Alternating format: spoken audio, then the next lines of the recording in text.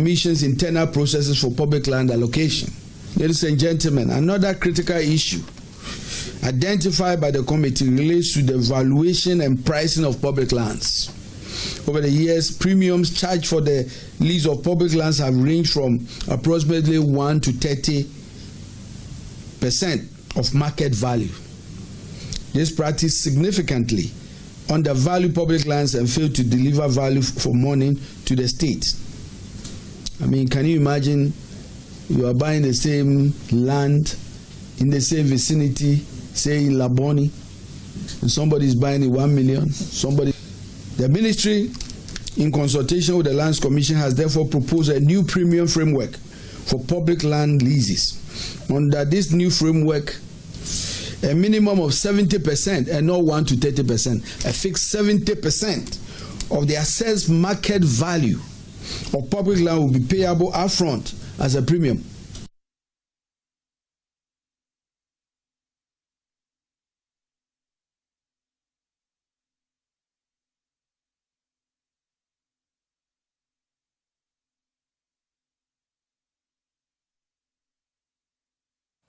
Well, let's explore this further with the Public Relations Officer of the Lands Commission, Pakwesi Shandofo, which joined me in the studio right about now. Pakwesi, welcome to join NewsDesk. It's good to see you. Lands and Natural Resources anyway. Forgive me. Ministry of Lands and Natural Resources. How are you doing this morning? I'm doing well. How are you doing too? I'm great. And it's interesting that the Lands Minister has been, speaking a lot about lands and also illegal mining. Let's start with illegal mining. I know I spoke with you the last time with the investigations and not ongoing and all that. I think it's about a week now. What's the status of the investigations? Well, so first of all, good morning to yourself and to the rest of our viewers who are connected. Our very best hands are on it. The last time we spoke, I indicated that the process that has been kick-started to bring clarity to the matter is a very rigorous one, because if you saw the explanation from the Assembly, we were of the view that the payments, predate even they are coming into office. It's something that has been there for a very long time. But the investigation also revealed that, your reporters posed as illegal miners. They didn't pose as legal miners who wanted any form of clearance. And so it makes the issue a little bit complex. But like I said, our very best hands are on it. I am hoping that by the end of the week or maybe into next week would have investigative journalism. What's the problem with that? I didn't get the point. Issue. Come again? Investigative journalism. Right. You can't go. Sometimes you need to immerse yourself in the situation. Absolutely, yes. Yeah. I'm saying so. That is what complicates the issue, because their defense was that the payments have existed.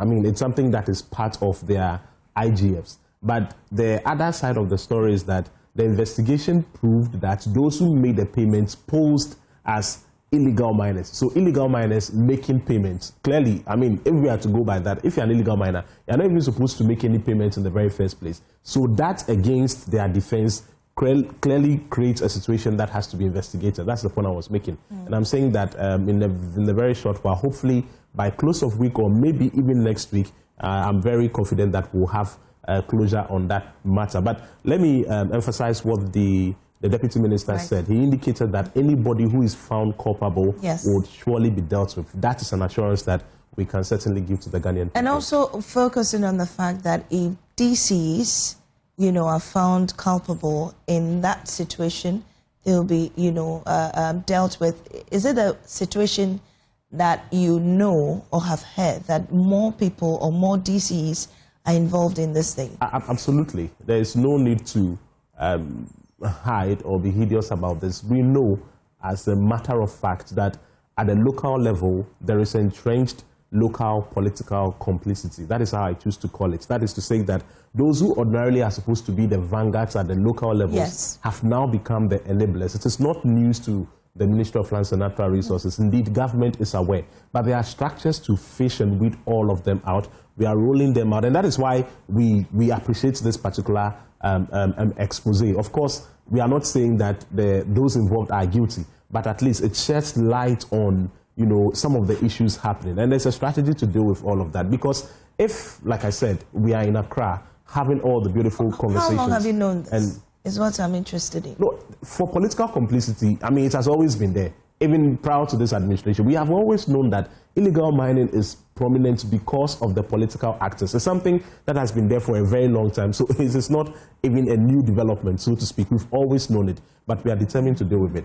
It's an assurance. I see, but it looks like until this investigation or this expose, governments seem not to have done much about, especially the DCs and MCs. No, maybe you didn't hear much being done, but not the fact that government has not exactly been... what did government do about that? All right, so like I'm saying, the Galamsey network is a very complex web, okay? Permits me for the purposes of illustration to just use you. Sure. Okay, so we could hear that maybe Mamisi, for instance, or even myself, I'm a DCE, and then I am involved, all right? So you follow that intelligence to get to the root of the matter. But by the time you begin your investigation, you realize that the name being mentioned is actually a smoke screen. And the person actually has nothing to do with the illegal mining. You dig and dig and dig, and then you'll be going around in needless circles. So it's very complicated. So as much as we know, we want to get the actual people, because most of the people who are actually accused in that particular respect are, if like, they are just diversions. Okay, so because it is very complex, that is why we are very careful in naming and shaming. But there's that commitment, and then we'll deal with anybody, any appointee whatsoever who is complicit. That person will surely be dealt with. Right. And also, what's of interest is the arrests that have been made over the period. The hundreds of illegal miners, especially Chinese nationals. Where are they now? What's the status of prosecution? We haven't heard much about that. What's happening? Very valid question. Indeed, in all of Dimos's review meetings, including in the one that we had last 2 weeks, I mean, it was a conversation that we discussed thoroughly, because if the operations are focusing on arrest without attendant prosecutions, then you may want to say, really, it's much ado about nothing. If you arrest them and, I mean, you let them go, then really, what's the what essence of are what we they're doing? Yes. The good news, however, is that no crime has an expiry date. If you commit an offense today, and maybe you are not even behind bars tomorrow, it doesn't mean that you are free. Okay, so we have the records of all the arrests that have been effected. What we want to do, and I'm sure you may agree with this, what we want to do is to create a special dispensation for dispatching and handling all the illegal mining cases, because they join the long queue of unattended cases in the courts. And we all know that our justice delivery system typically can be very, very tardy and slow. So when you effect an arrest and then you subject them to the regular protocol of prosecution, you may not get immediate, results and outcomes. So what we are doing now. Wait. What we are doing. Before we go to what you're doing, I want to understand. You want to find out where they are now. Where are they now? Have they been released, or they are behind bars, or they have been detained somewhere, or they've been sent to their country? Clearly, you cannot detain any suspect beyond an allowable period, which we are all very much familiar with. And so when bails are granted, of course, they report to the various police stations, periodically, because we still have the dockets and then the records. What we are doing now is to set up the specialized tribunals that will fast-track all of these prosecutions. Indeed, at the recent cabinet meeting, if I were to rate it out of 100, 95% of that work has already been done. Much recently, we had a Chief Justice make the same pronouncement that he is going to facilitate the process. And we are hoping, hopefully by the end of the first quarter, all the specialized tribunals to deal with illegal mining would have been established. Then we'll start with the prosecutions effectively. Indeed, if you look at the total number of prosecutions that were done in the external administration, it was less than 15%. That clearly is an abysmal record. We want to have 100% record of prosecutions, because, like I said, you cannot only arrest and then those who you've arrested basically are free. It doesn't paint a good picture. The government is not excited about it, but every other person who has been arrested in connection with illegal mining will surely be prosecuted. So these people are currently not detained; they've been granted bail. Yes.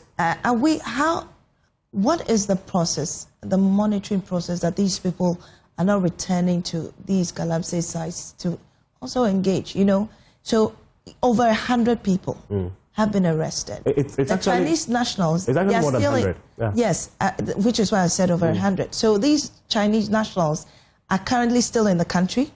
So The number of arrests is actually far more than 100. The last time we checked, we've arrested well over 1,500 suspected illegal miners. Their offenses are varied, including, foreign nationals, all right? I do not want to disclose the arrangement for the foreign nationals, not because there is any underhand dealing or anything that is untoward, but just recently, the Chinese ambassador paid a visit to the lands minister, and there was a conversation on how to exclusively deal with the Chinese nationals who are involved. But that arrangement is not in any way a medium to spare them, except that, like I'm saying, I'm not able to disclose. But are they in the country or they are not? Like that's the point I'm making. That I'm not. You can't tell me where they are. No, I can tell you where they are. I'm saying that I may not want to disclose the details now because it is an arrangement between the government of Ghana and that of the Chinese government to first of all do two things: make sure that they stop coming in the first place, and then also to ensure that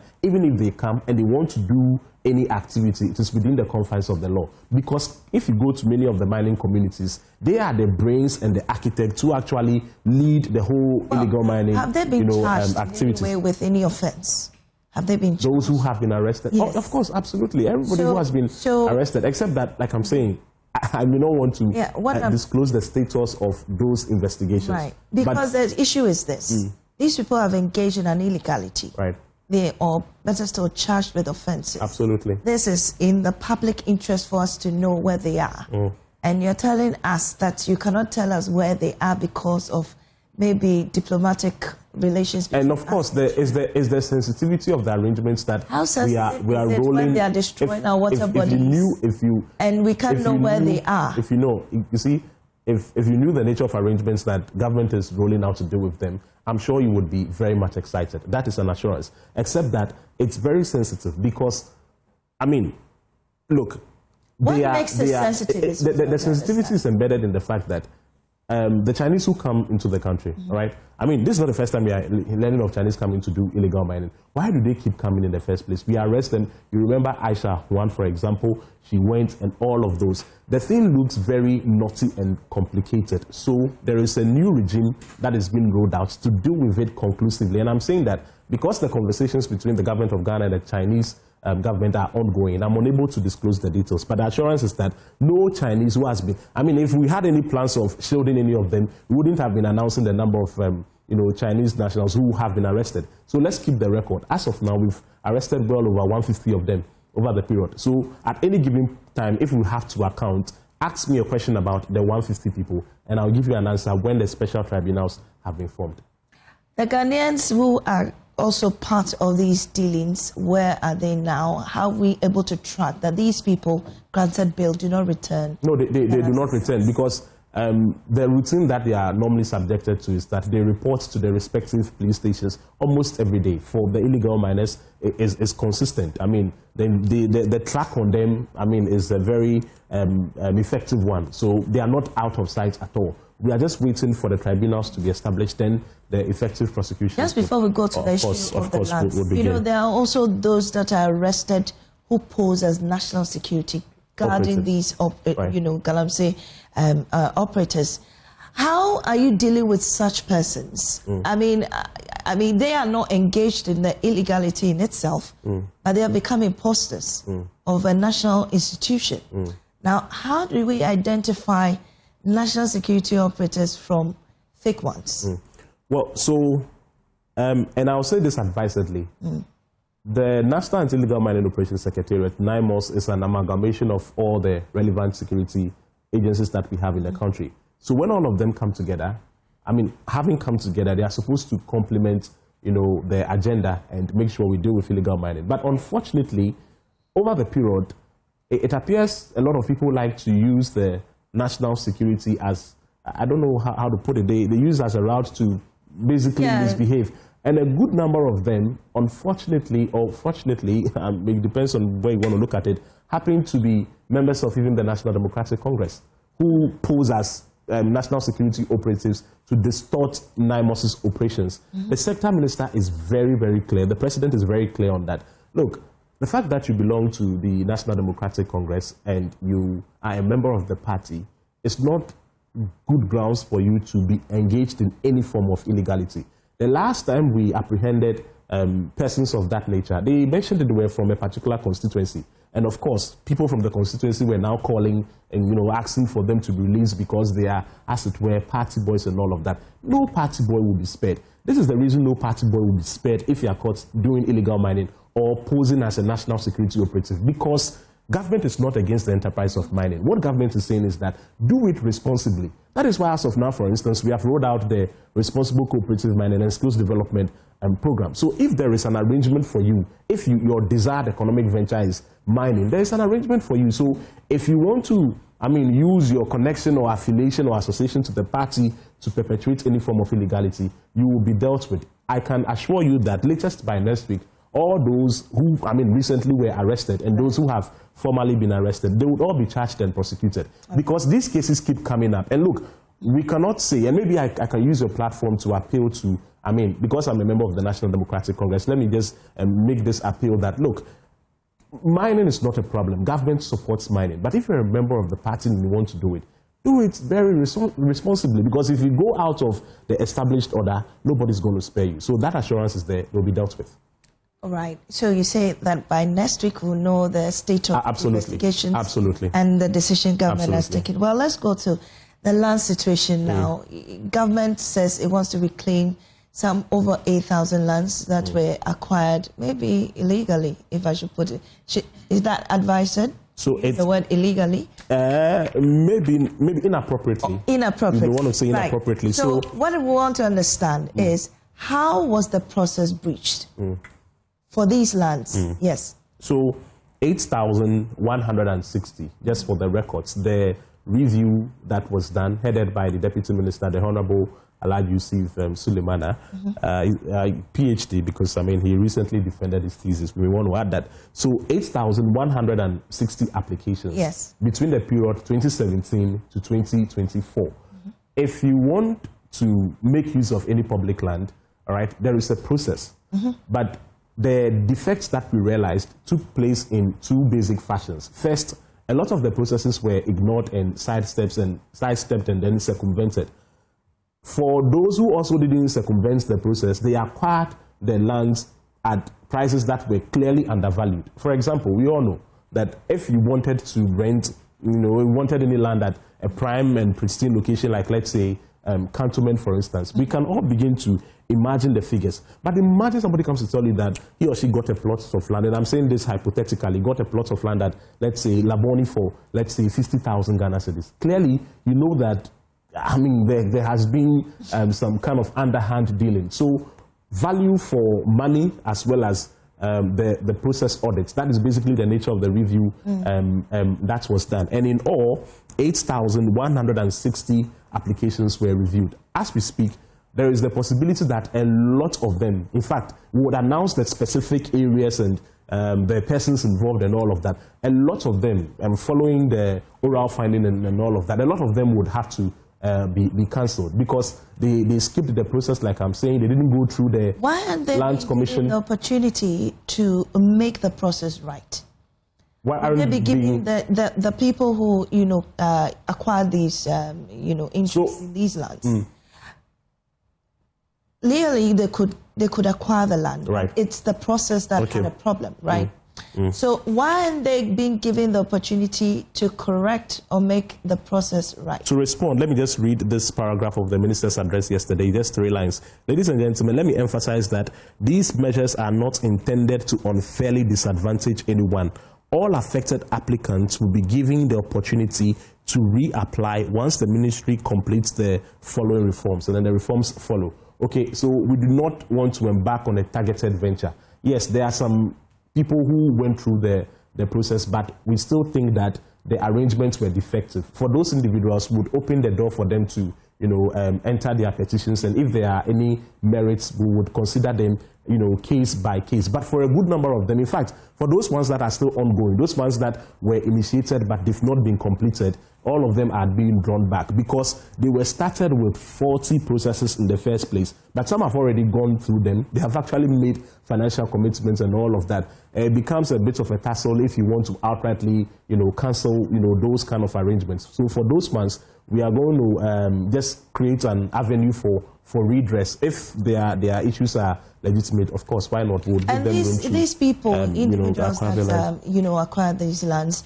are they public or are they private citizens, or these are government officials? It's a combination of the two. There are some who are politically exposed. There are some private citizens like myself, and we are private citizens, right? Mm-hmm. Yeah. I mean, there are those who are, I can't speak for you, but I am. Well, I am as well. Okay, so those who are politically exposed, those who are in the private entity of life. The thing is that even those who are, private citizens, as we want to put it, mm-hmm. even those who are in that category, a good number of them still used the political process to, acquire some of the land. So we are interrogating all of that. One may want to ask a very obvious question. Why did we have this in the very first place? The truth of the matter is that, and this is not in any way to mischaracterize or malign the Lands Commission, but the truth of the matter is that its processes over the period have been extremely defective. Here in Ghana, if you are talking about any organization, right, any public agency that often is accused of, and I think we can agree on this as journalists, any outfit that normally corruption is very endemic, a lot of people mention the Lands Commission. They say that, look, as for Lands Commission, if you just go and see Officer A or ABC person and all of that, they will sort you out. And it has become a huge problem. Look, every now and then, people come to the ministry with all sorts of petitions. I acquired my land, this person brought this and all of that. The reason that has existed is because the processes over the period have been particularly flawed, especially between 2017 to 2024. Now, the reason is that, they are not running a digitalized system. So, as of now, the Minister, Honorable Amakofibua, has, through negotiations with, of course, the Finance Minister, now the IGFs that they generate at the Lands Commission, it would be fully retained at 100%. 67% of the 100 would now be pumped into digitalizing their processes, so that if Mamesi, for example... Before we come there, can I conclude in just 10 seconds? Sure. So that if you want, maybe you are engaging in any kind of land transaction, you don't have to know Kofi or call Ama whatsoever. Everything would be formalized online, and then it takes away the human elements that fuel corruption. Which is a great, measure to take on there. But let's agree on this. We know that we can agree that there are laid down processes to acquire land, right? We agree on that. Yeah. So definitely the processes you admit was breached. Yeah. Okay. What has happened to those people who, facilitated those breaches, especially at the Lands Commission? Valid question. Anybody who has been an enabler of any faulty process would also be dealt with. Now, the review that we are doing, again, let's understand. I mentioned that... Do we at least know the individuals that perpetrated this? Investigations are still ongoing, and so I would not want to... But you've been able to know that this number of lands, you've been able to know that these individuals are behind this, right. And you still haven't been able to, establish that these individuals at the Lands Commission, facilitated this? Of course, anybody who has been behind the illegality is known, because they are humans who work in offices. But I'm saying that because the process of inquiry and probing is still ongoing, it would be a bit too prejudicial to start mentioning names now. Because clearly, if there is an illegality that has been committed in any form, somebody would have signed a document, somebody would have sidestepped a process, somebody would have breached or circumvented a particular protocol. So you can clearly get those names and then attach them to the wrong that has been done. And we have all of that, but it's a bit too early. When we get to the stage where we are publishing the specific lands that are going to be withdrawn and all of that, I'm sure all of these things will be put out. How long will this take? It's just a matter of... Is what we are interested in. So the public lands... Absolutely. The committee was formed on the 10th of June, 5th of June, Thursday, 5th of June 2025. That was last year. But we have so many, leases. Like I said, the review considered 8,160 across the length and breadth of the country. I mean, so many lands were considered. And so looking at the volume of the tax at hand, it's a bit difficult to assign a specific timeline. But maybe let's give ourselves a year after the committee was established. So the 5th of June, right? So let's say by maybe mid-year, I'm sure would have been able to do all of this. Because what we also don't want to do is to appear to be targeting people. This is not an enterprise of political witch hunting, where it appears you are looking for who is in this party and then you just want to embarrass the person publicly and all of that. But that's not the point here. The point is about somebody perpetrating an illegality or breaching a process. You don't want it to We're not look targeting political. anyone, but yes, there's somebody behind absolutely who is engaging in underdealings that is affecting everybody here. I pay taxes.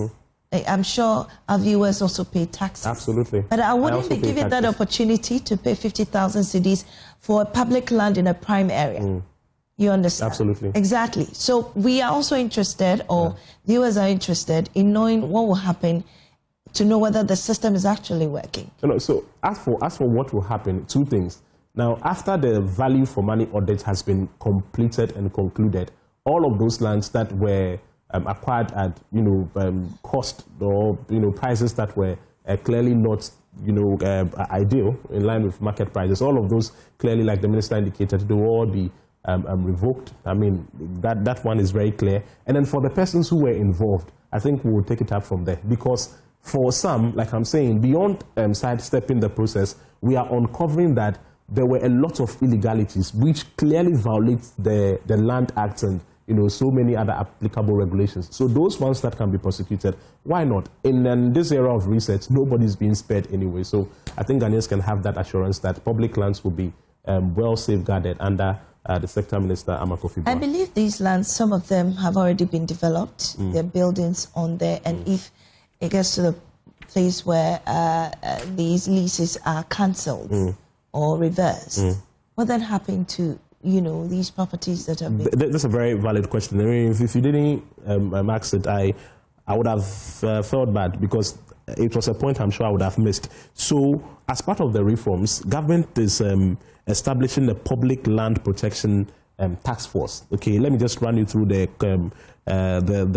personnel who comprise the task force. So the Ministry of Lands and Natural Resources will be represented, the Ministry of Works, Housing and Water Resources, Lands Commission, Ghana Police Service, and then a selected private sector holder with relevant technical expertise. So this is what they will be doing. The task force would include preventing encroachment, halting unauthorized development, and ensuring that public lands under review are protected from illegal occupation and development. Now, since we started sounding the alarm, I mean, if you are a guilty party, you can imagine people would begin to start projects all of a sudden, so that at the end of the day, when now the lands have been taken from them, they would have some kind of defense, or they would make the argument that they've already erected projects and all of that. The task force would ensure that none of this happens, because we know that some people are just in a hurry to develop the lands they've acquired and all of that. The task force is coming into place to ensure that none of that happens. Indeed, even if anybody has gone ahead, to the extent that it is not in conformity with the laws, I'm sure the right actions will be taken to reverse it to proper order.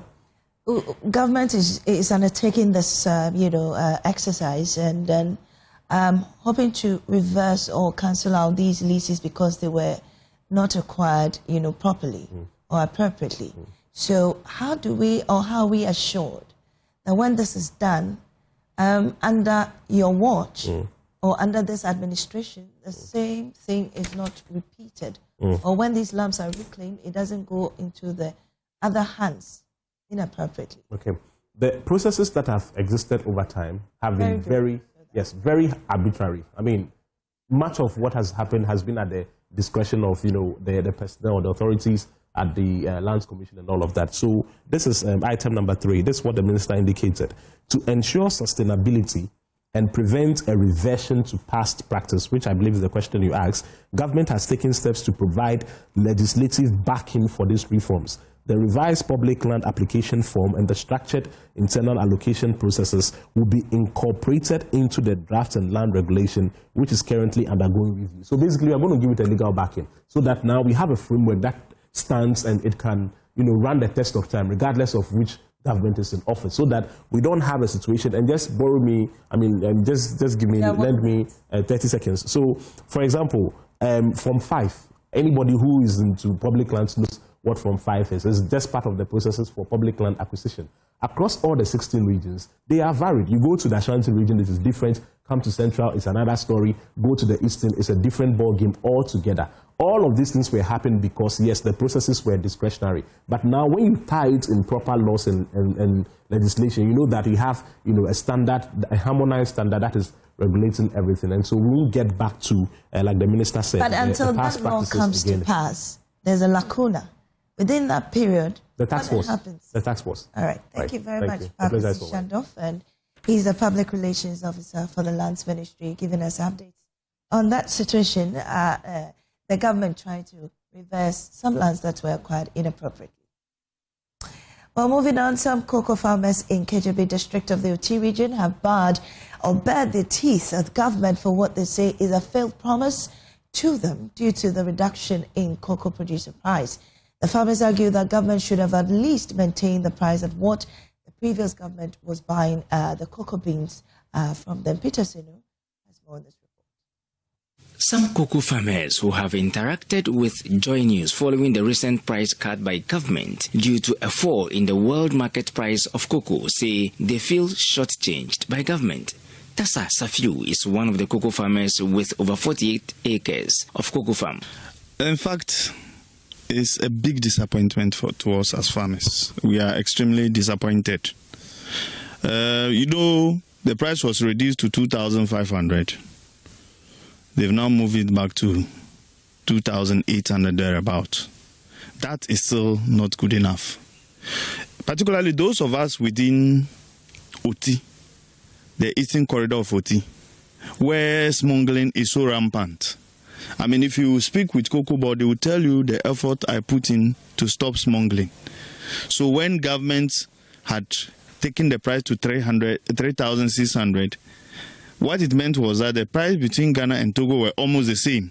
So smuggling was going to come down. Today, smuggling has started again because the price in Ghana is so low. Look, this year, I bought fertilizer, Yara fertilizer, Asasura alone, 55,000. How many bags of cocoa do I have to sell in order to be able to make 55,000? That's a lot of cocoa.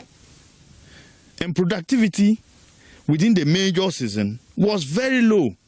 It is this minor season that we were expecting that, now, as you can see the farm, the crops are coming up, and then they've reduced the price. How are we going to make for that? This farm, you can see, I clear this farm 6 times in a year. Okay? On average, each time they clear, I spend between 12 to 15,000. So if you multiply that by 6, you can imagine. And that is why you can have the farm be the way it is. Yibwe Wisdom is another cocoa farmer. The emotional farmer say he may not be able to pay his laborers due to the price cut. He wants government to at least pay what the previous government was paying them. He argues his area, Konsuaso, produces one of the largest tons of cocoa in the district, but remains not connected to the national grid after years of failed promises by politicians. The cocoa price that has been decreased has affected me a lot because I have about 18 acres with 15 workers that I pay every season.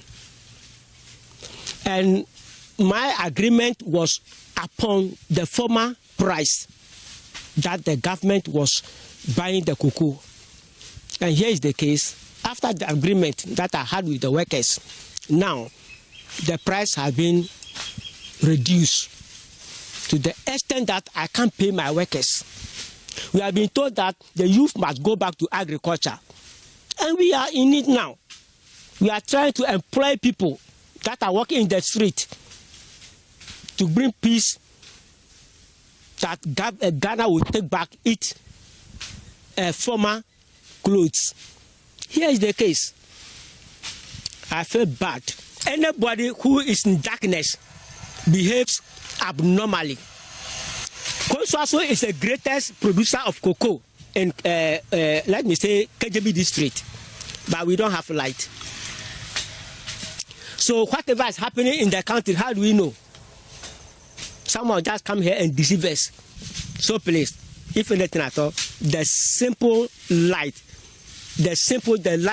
street light, street light, and the light itself. We don't need the post. When we say we were crying for light, they brought us post. Post doesn't mean light. We are not fools. Post doesn't mean light. We mean light.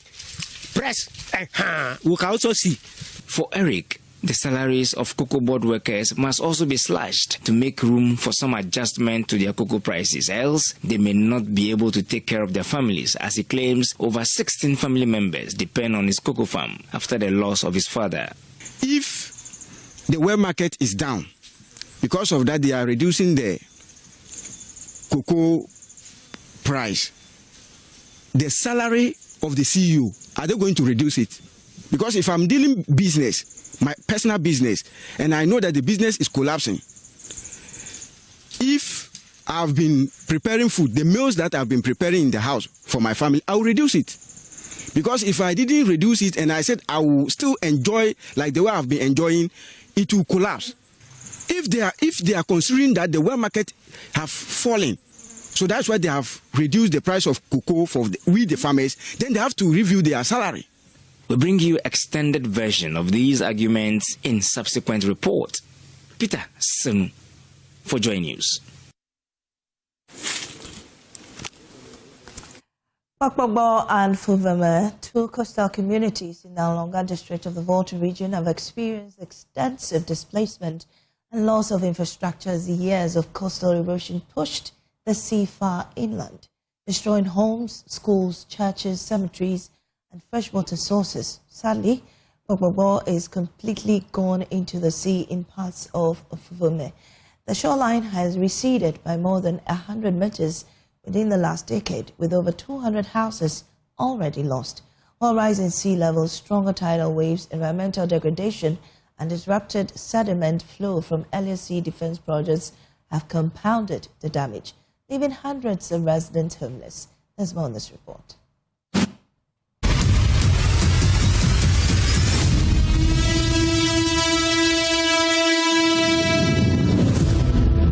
The waves arrive without warning, without mercy. What used to be living rooms, kitchens, and safe childhood spaces are now deep under the ocean. In these communities, the sea is no longer a distant horizon. It has become the neighbor that breaks down walls in the dead of the night. Experts like Dr. Tepson and Professor Gerard Albert Yiran say stronger tidal waves, rising sea levels, sand mining, deforestation, and disrupted sediment flow from earlier sea defense projects have turned this coastline into a battlefield. Nature-based solutions have never been one of their considerations for a long time, because they have been considering the hard solutions, which is building sea defense walls. And these sea defense walls are very expensive, so government needs funding, and that is slow. Probably one of the reasons why nature-based solutions, particularly like mangrove, is not being considered is because of the harvesting. The local people harvest the mangrove for firewood and also for building materials, and that has affected the mangrove population in the area. So it also contributed to interventions not looking in that direction. But if a large-scale intervention is put in that direction, it can serve both purpose of providing, meeting the needs of the local people, in terms of getting them to have firewood, charcoal, and also providing building material.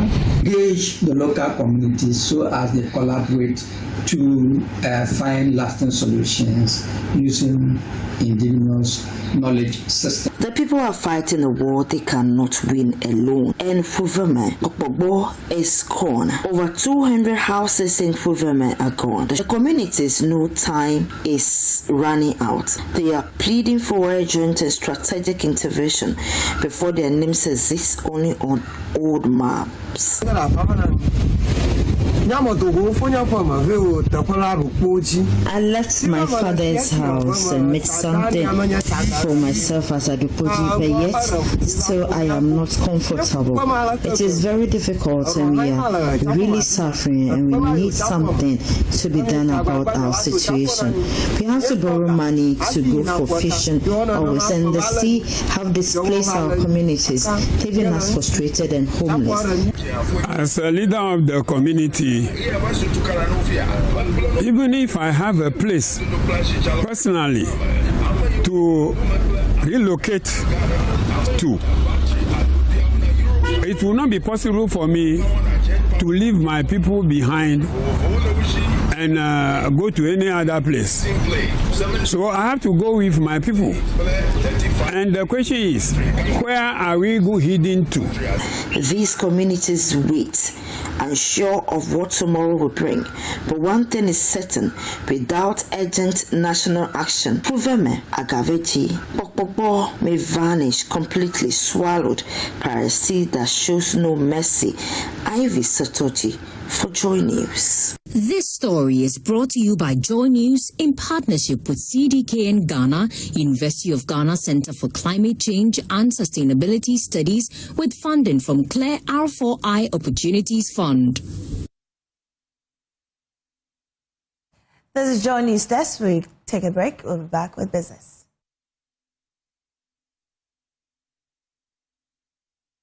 Welcome back to Joy News Desk. We have business with Winston, and he's in the studio with me. Winston, what's in business? So what is in business? Basically, the automobile dealers in Kumasi are saying that government should rather reduce the import bill, and this will affect the consumers, basically having cheaper access to second-hand vehicles. Thank you, Mami. So now to the business stories right now. My name is Winston Taki. To our first business story, the Automobile Dealers Association in the Ashanti region says members are prepared to further reduce vehicle prices if government cuts import duties. The national leadership has already announced a 15% price reduction, citing the stabilization of the city and the removal of the COVID-19 levy. There's more in this report. The cost of vehicles has been significantly impacted by exchange rate volatilities, high import duties, shipping costs, and global supply chain pressures. The situation came with challenges on the industry, dwindling daily sales, especially in the Ashanti region. Following the announcement of price reductions, the Ashanti Regional Chapter of the Automobile Dealers Association says members are ready to uphold the directive to slash vehicle costs. The group is positive a further reduction on high import duties could plummet the prices of second-hand vehicles. David Sechampo is the secretary of the association. Car dealers, we agree to reduction of cars because we want to promote our businesses. But the case now is the dollar has already come down, and we applaud the government for that. But a big but there, the duty has not been reduced. Now, to pay for a duty of a one car, let's say RAV4, it will cost you between 70 to 100,000 Ghana cedis, which is still very huge. And we want all those things to come down so that people can patronize our business. Because when they buy, the people get satisfied, and we also are very grateful serving them. Davis spoke on the sidelines of a stakeholder engagement with foreign automobile company Autobridge Ghana to deliberate on ways to enhance operations of the local automobile sector. Through convenient means of freight forwarding, the company is extending its reach to Africa, with Ghana hosting its first warehouse. Jadiminas Gamos is the owner of W8 Autobridge Ghana. They will receive a lot of advantages, including that they gonna get their own auction accounts, so they can from now on start buying cars directly from the auctions by themselves, saving a lot of money on domestic transportation, because we have 6 warehouses in United States which covers all major ports. So timing is very important, since our many dealers that we visited before, they mentioned it, but before they had to wait until they would complete the entire container, which usually contains 3 to 4 cars, to be able to ship it. Now they don't have to do that anymore. For Joy News, my name is Emmanuel Patsquiku.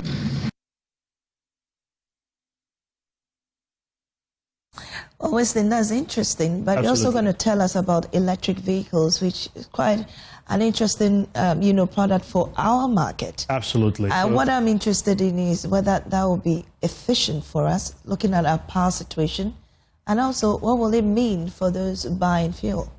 Interesting enough, in the northern region, it's been muchly adopted in Tamale and Accra, and the use of consumption. But one of the key challenges they keep saying is the charging places and the exchange of batteries, and also their acceptability. So most of those who are currently using electric vehicles are using for short-term trips, and for instance, those who do boat deliveries are able to make enough money using it. All right. Amazing. The Executive Director of the Center for Extractives and Development Africa, Samuel Bekwai, has called for deliberate policy support to accelerate the adoption of electric 2- and 3-wheelers, citing their growing economic viability in Ghana. There is more in this report. The 2022 Ghana Electric Vehicles Baseline Survey conducted by the Energy Commission shows high awareness of electric vehicles at 89%, with 53.64% of respondents indicating a preference for electric vehicles over internal combustion engine vehicles. Speaking in an interview with Joy Business, the Executive Director of the Center for Extractives and Development Africa, Samuel Bekwai, highlighted the economic viability of electric vehicles in Ghana and the broader sub-region. One of the key changes that has happened recently is in 2025, late 2025, the government enacted a law that allowed 2- and 3-wheeler to be commercial vehicles in Ghana, which is something that came to legalize an ongoing mode of transport in most of our cities and our villages as well. So that is one big part as part of the policy and the regulatory side. The next paper, why we are here today, is to assess the economic viability of adopting electric 2- and 3-wheeler in Ghana. And what does it mean? We are looking at if somebody was to purchase or if somebody was to do a business that will manufacture/assemble electric 2- and 3-wheeler, what would it mean for the person? He further emphasized key findings from the report, particularly the cost implications and long-term savings potential of electric mobility. And then we also noticed that when it comes to those who want to switch, they said, yes, we want to switch, but can we get more charging stations and battery swap stations? Yes, we want to switch, but can we ensure that the spare parts are available? And some of them also said, yes, we want to switch. We know that when it comes to our net savings, we are going to be economically efficient with the use of electric 2- and 3-wheelers compared to the petrol ones. And they've also mentioned that aside the spare parts, the mechanics that work on that as well, sometimes they charge higher when it comes to the electric 2- and 3-wheeler. The Center for Extractives and Development Africa's Stakeholder Validation Workshop was organized under the theme Cost and Economic Viability of Electric 2- and 3-wheelers in Accra.